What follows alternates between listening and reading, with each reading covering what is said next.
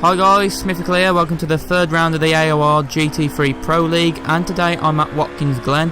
Now, last round at Spa-Francorchamps I finished in 8th position, and it was a frustrating race to say the least. I mean, I think I had the pace to finish in the top 6, but if you don't know, basically I had a sort of a dodgy pit stop which it didn't change my tyres, so I had to re-pit because my tyres had gone off, and it put me all the way down to like last position with way too much fuel on board, and I was really slow, and you know, it really ruined my race, I suppose. So I could have had probably a top 6 if it never have happened, but I think, you know, it's easy to say I could have had this, that and the other, because, you know, I could have made a mistake, but I do think I could have finished in the top 6, definitely, really, considering I was really fighting for 4th at the time. But going on to this race, it's a track that I actually do like. It's quite an enjoyable track. I've never raced here before. I've obviously done practice here, but I've never raced here. It's a nice track, quite cambered, so you know, you can sort of carry more speed into the corners without running really too wide. So I do like the track, and I think it might suit this car. Really, I do think, you know, tracks with quite a lot of corners does suit this car, so hopefully I can get a good result. Anyway, let's get on board with the remaining of this qualifying lap. So heading up the hill towards turn 9. Originally thrown in gear 3, but I knock it down to gear 2 because I couldn't get the turn in. Now drift out to the exit curb. Approaching turn 10 now, throw it in at the last meter board. Again, touch the curb, and then turn 11's pretty much straight away after this. So throwing pretty aggressively, get quite a bit of understeer there. But heading up this little crest, and I'm going to be doing a 45.0, which puts me in 8th position. Now in practice I did a 44.3, and that would have put me 7th position, but I could have really done a better time. It wasn't really a great lap from me. I know I should have done a better time, and it was really disappointing because normally I'm not too far off what I've been doing in practice, but today I wasn't really on the pace in qualifying. But anyway, getting ready for this race. The green light shows, lights out, and away we go here for round 3 of the AOR GT3 Pro League here at Watkins Glen, as I get a little nudge and I'm on the grass. And heading into turn 1 in 7th position. Miraloso's on the runoff up ahead as the two cars are fighting out for 6, and there's a little bit of contact between the two cars, and I'm up into 6th position. So now following Blizzard Wizard up and down this little part of the track, and now heading down this long straight, the back straight, into the inner loop, which is pretty tricky. Your car has to be stable through here, otherwise you can easily spin off. But no problems, as now enter the outer loop, turn 5, and up the hill. Blizzard Wizard is pulling away from us a little bit, so turn 6 now, as I get load of understeer there, and that might put me under pressure from Macmillan. Heading down the hill into turn 8, quite cambered this part, can easily carry loads of speed into the corner.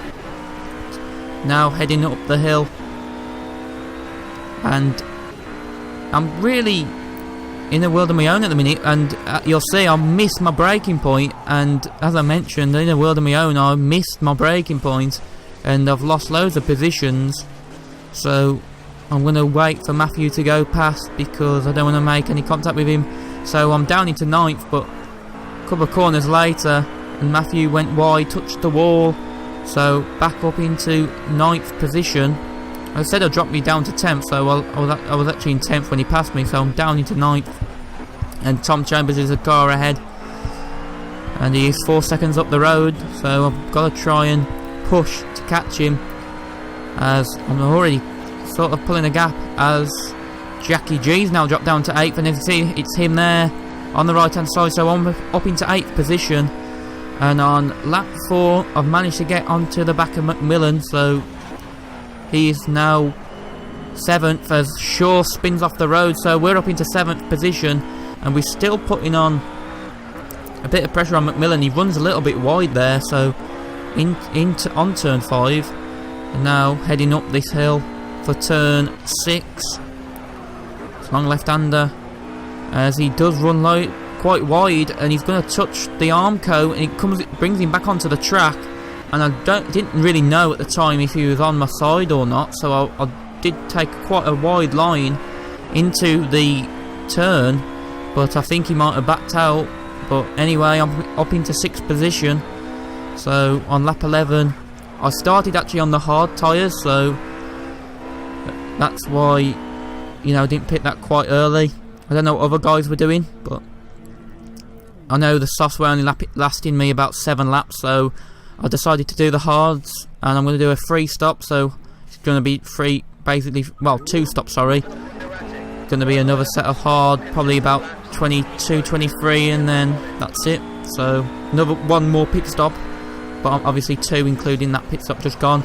On lap 17, we're behind Tom Chambers, right up his gearbox, and you know, we've actually got quite good pace in this second stint, but you'll see now exiting turn 1, my RUF colleague Matthew D comes out the pits just ahead, and that's letting Tom Chambers get away, and I need to really get past Matthew D as soon as possible. Obviously he's a lap car, and eventually at turn 7 I got past Matthew D, but I lost 3 seconds to Tom Chambers and Shaw, so it did cost me quite a lot of time.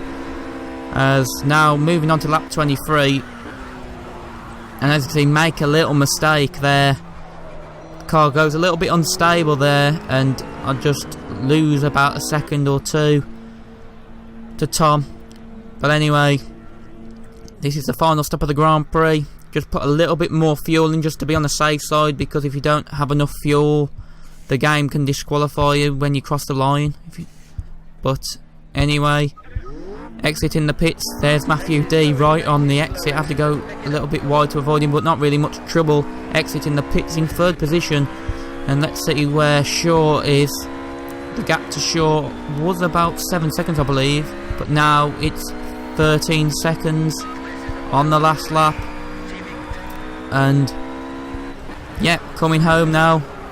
Couple of lap turns to do, and I'm gonna get my first podium in this endurance league. Now I've got to say, I was pretty fortunate. There was, you know, unfortunate things that happened for quite a few of the guys, so I was very lucky just to get a podium. But there's my team radio engineer congratulating me on the podium. But yeah, I know I was fortunate, but I was very happy with the consistency. I think I did have good pace. I made obviously a couple of mistakes, but you know, I think that was the maximum I could get, and I'm very happy with that, and hopefully can get a good result at Nürburgring. It's not really a strong track for me, but I'll try my best to get a good result. But anyway, till next time in Nürburgring, thanks for watching, and goodbye.